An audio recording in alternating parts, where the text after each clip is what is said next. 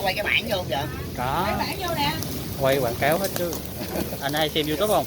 Hả? Có. Có bạn không có vô chạm thôi. Rau gì nữa? Đó là con hả? Con đó. Để đi làm cho, để làm nó đi. Làm gì?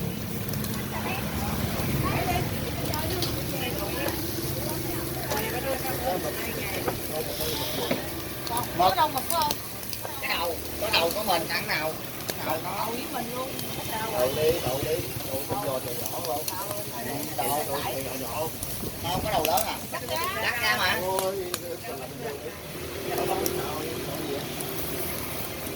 Đâu có đầu không? Lại nha.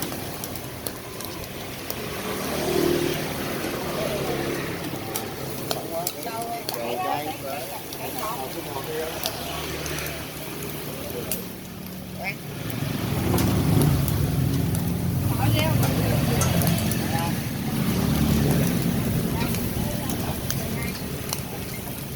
Alo. Đợi 5 phút đây có không món? Nhiều quá, đồ nướng nhiều quá nướng không kịp. Đợi chứ đi. Ủa mời nãy còn Vinh. Còn Rồi đồ xào 5 phút. Tiếp đây là đủ chưa? đủ hết Rồi, 20 ok. cây. Ngạo thôi đồ xào của nó.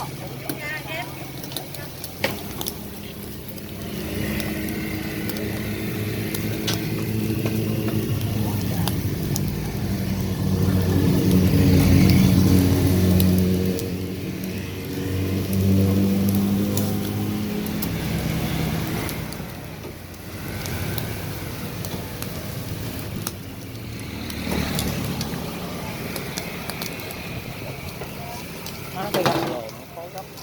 Rồi đóng lên tiếng, cho nó đóng cửa. Chuẩn bị đóng cửa cái thằng này nó đi vô rồi. Vô đó.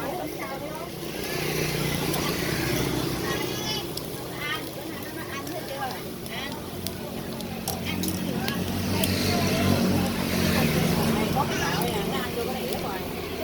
Không á. Ăn vô cái đĩa. Cái nhiều ghê.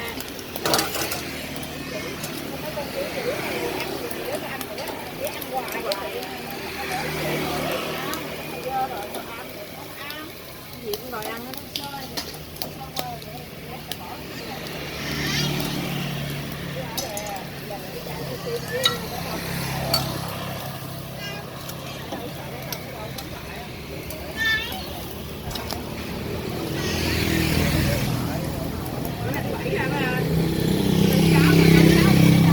Sáu à?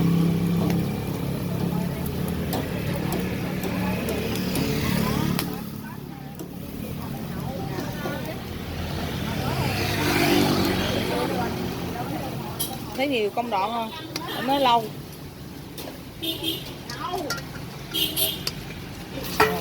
Đó, cho cái này lên.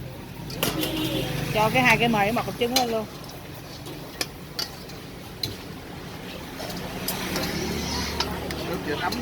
Hả? Thấm rồi, ướp rồi, nướng qua dạo rồi, phải quét lại 2 dạo nữa mới ăn được ngon.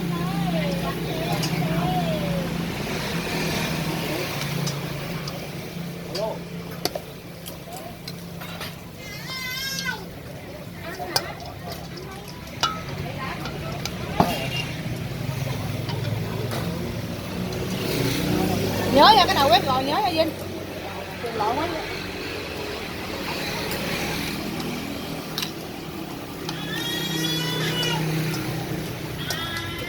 Quay làm gì vậy? 20 phút nữa ra có không? Dạ, 20 phút. phút hả? Dạ. Long ngồi chờ đi, bố về.